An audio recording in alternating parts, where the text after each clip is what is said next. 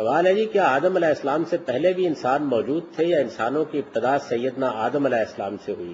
اس معاملے میں قرآن بالکل واضح ہے کہ سیدنا آدم علیہ السلام اور سیدہ حوا ہی ہیں جن سے تمام انسانوں کی ابتدا ہوئی. یہ بات تو اللہ تعالیٰ نے واضح کر دی ہے، اس میں دو رائے نہیں ہو سکتی. لیکن اس سے پہلے کیا حیوانی وجود کے لحاظ سے بھی انسان موجود نہیں تھا؟ اس کی نفی نہیں کی جا سکتی، بلکہ قرآن میں اس کے برعکس یہ معلوم ہوتا ہے کہ انسان کی تخلیق کے دو دور ہیں. ایک دور وہ ہے کہ جس میں اس کا حیوانی وجود پروان چڑھایا گیا ہے، اور جب وہ پایہ تکمیل کو پہنچ گیا ہے تو پھر اللہ تعالیٰ نے نیک سکھ سے درست کر کے اس کے اندر انسانی روح پھونکی ہے، اور اس کے بعد پھر انسانی شخصیت وجود میں آئی ہے. تو اس وجہ سے دو دور ہیں انسانوں کے.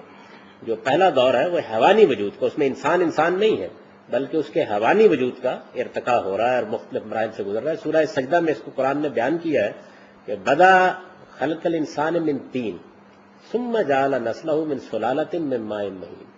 یعنی ہم نے پہلے دور میں انسان کو براہ راست مٹی سے تخلیق کرنے کی ابتدا کی، پھر یہ عمل مختلف مراحل سے ایک جگہ تک پہنچا، پھر ہم نے اس کے اندر خود اپنی نسل پیدا کرنے کی جسمانی صلاحیت رکھی.